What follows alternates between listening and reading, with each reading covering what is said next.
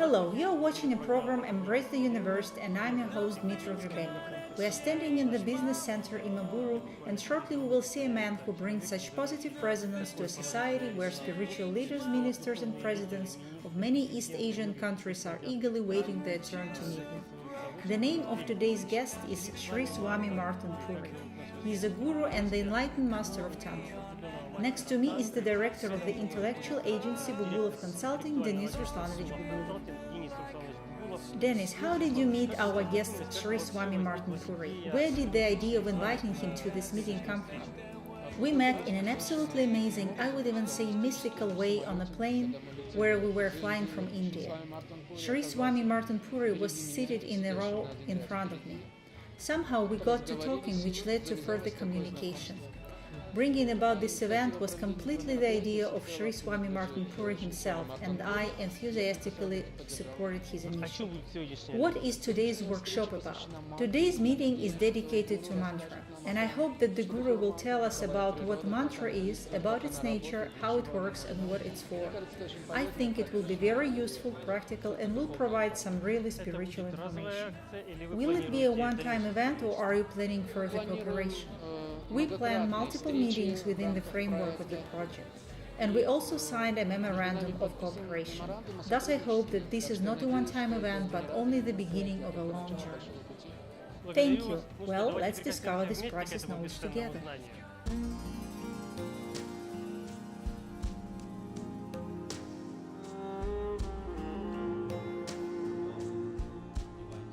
I bow to all of you and your divine souls. I am not here to teach you anything. I want to share my knowledge. Fortunately, from an astrological point of view, today is a very important day. In Sanskrit, this day is called Sarvartha Siddhi Yoga, meaning that today everything that we do and all that we dream about will necessarily come true. We decided that the topic of today's conversation will be the search for opportunities to unite with the universe. And the basis for this is knowledge about mantras. And indeed, if we are part of the universe, we must be inextricably linked to it. Perhaps cosmic energy serves as the link between us. All that is in this universe is controlled by cosmic energy. The universe has three main characteristics, which also apply to our lives. The first is movement. Movement is present everywhere, inside and outside of us, and is always accompanied by sound and energy. What is energy? If we look at the question from a scientific point of view, then energy arises when matter moves 2 times faster than the speed of light and overcomes the force of gravity. Nothing in this world exists without movement. It's even present in stone.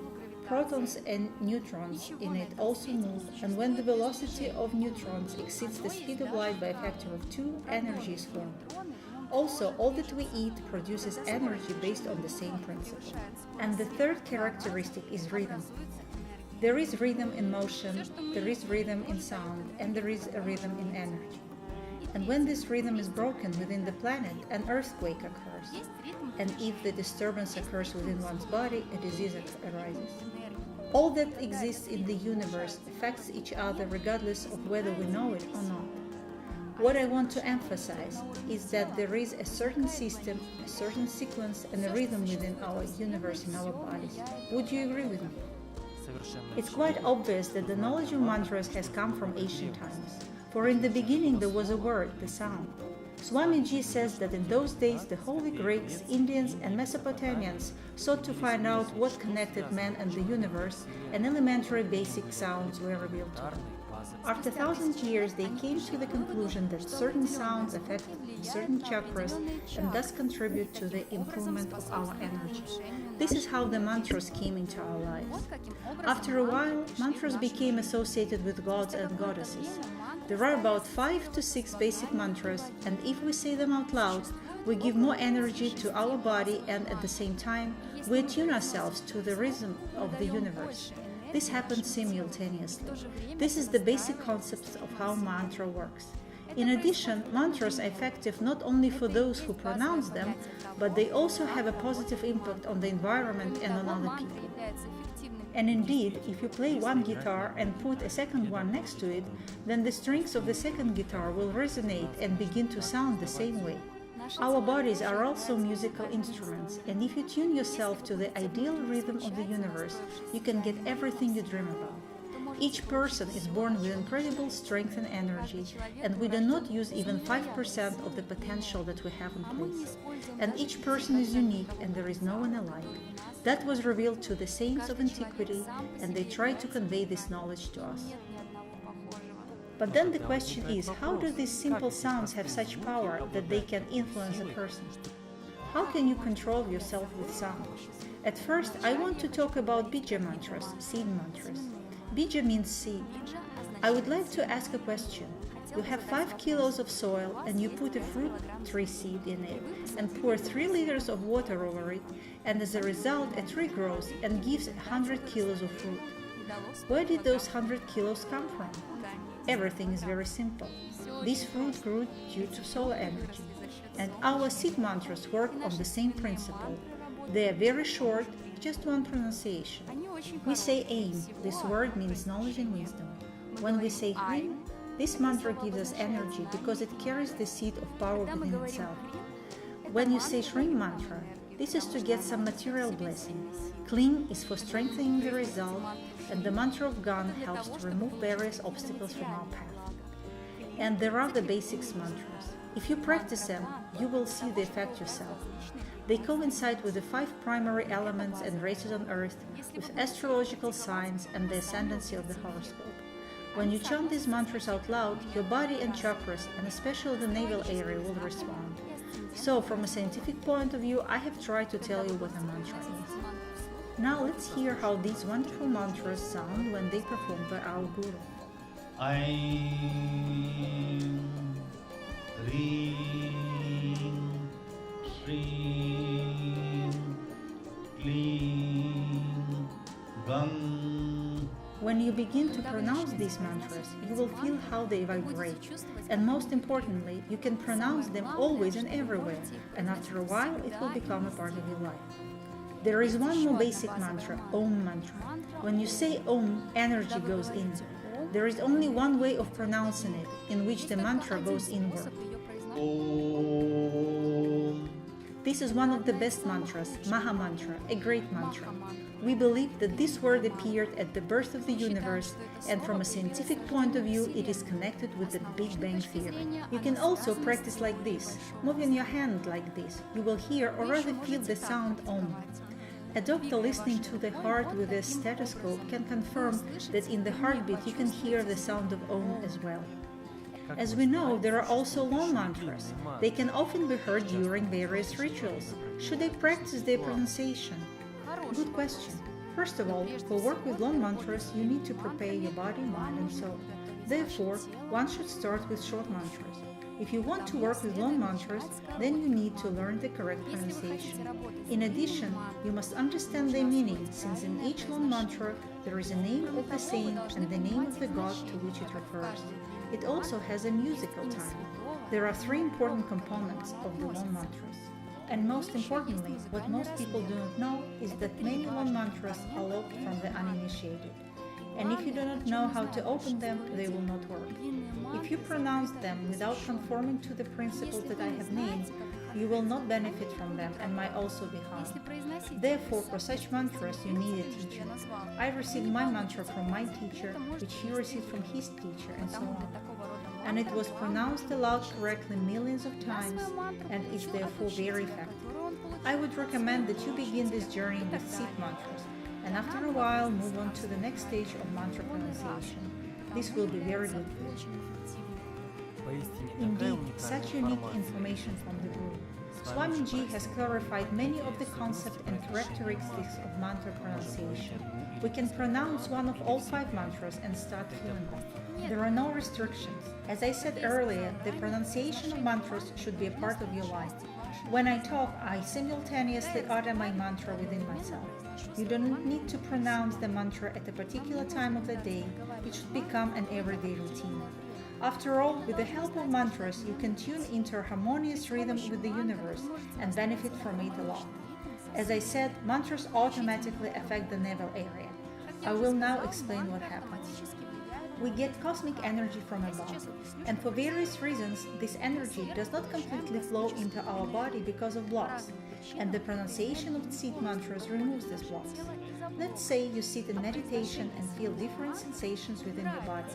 This is because at this time you get a dose of cosmic energy that is passing through the blocks and cleaning them, and it causes certain sensations. Just start practicing mantras because they are not related to any religion. You will feel much better after this practice. They seem to be such simple words to pronounce, and yet there are so many subtleties. I wonder if I can learn this myself, or do I need a teacher for that? The Holy Scriptures say that mantras should be received from a teacher. But if you treat the universe as your teacher, knowing that these mantras came to us from outer space, you can practice them. After all, you do treat the universe as a teacher, don't you? Throughout the workshops, Swami has often mentioned that mantras can be spoken silently. But if a mantra is a sound, then how can the pronunciation inside oneself produce the effect? When we say something inside ourselves, there is always movement in the body, and where the movement there is a sound. As I said at the beginning, the movement also produces energy. And interestingly, when you chant the mantras non-verbally, it has great power because the sound does not dissipate and the energy stays inside of you, and all this has a very strong effect. The point is that our body was originally designed for the pronunciation of mantras. And mantras are the same as music. The sound of our heart, the sound of the ocean waves, and the flowing of the tides all have one rhythm, and for us it's all music. But the best music in this world is the strings of another person's heart. So when you hear them and say them out loud, they sound like music. As we know, many Eastern spiritual traditions include knowledge of the 5 primary elements representing the basis of the material world and the projection of the corresponding energies. Is there a connection between these concepts and mantras? Yes, the 5 primary elements blend with mantras according to their effect and their nature. Mantra Om corresponds to the element of space, ether, and Akash. The mantra of Ain is air. Hrim means power and can be attributed to the fire element. In the Hindu system, the goddess Lakshmi emerged from the water, thus the mantra Shrim personifies material goods and refers to the water element. The mantra Clean is associated with the earth element. And these 5 elements are connected. Therefore, one should pronounce all 5 mantras, because if there is an imbalance of these elements in your body, then pronunciation of mantras will cure this imbalance. A couple of days ago, I attended a seminar at the University of India, and there was a man with a special device measuring the strength of the magnetic field of the object. I suggested measuring the strength of the water in a plastic bottle, and it was completely zero.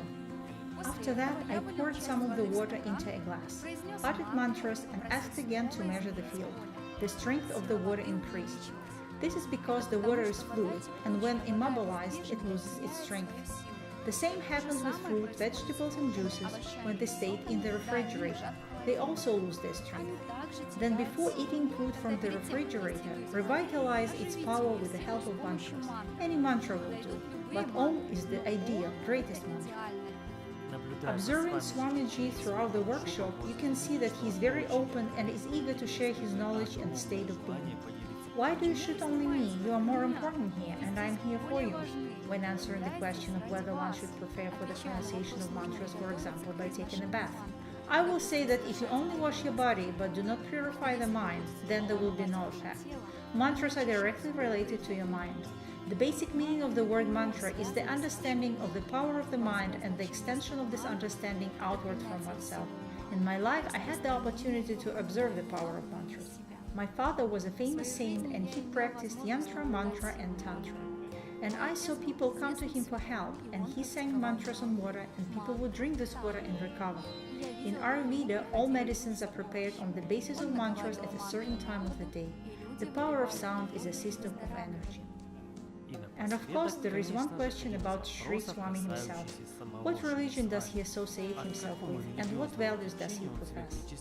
I belong to the universal movement, and my religion is humanity. And although I am a Hindu teacher, in all forms that have the religion column, I write the word humanity. Because humanity is the basic religion of everything. I am not against any religion, but religion is a part of your actions and a part of your morals. This is how you live. Yes, I wear certain clothes and I occupy a certain position in the spiritual hierarchy. And even if you only talk about Hindu dharma, then the basis of my knowledge comes from the next message: be a real person. For me, the definition of this concept is very simple. If you're concerned only with your own happiness, then you're an animal. But when you start thinking about others, you become a human. I am a Hindu guru, and for me the God is mankind and man himself. God is the manifestation of a man. In conclusion, these are the kind words from an enlightened guru. I would like to thank you all. You gave me so much energy and so much strength. All I want to convey is to love yourself and to love this universe. After all, this love is the foundation of our universe. And I wish you all the best, and if you have any questions, I'll be in Minsk for a few more days. I have no other job but to help you. Please contact Dennis with your requests. He is my guardian angel.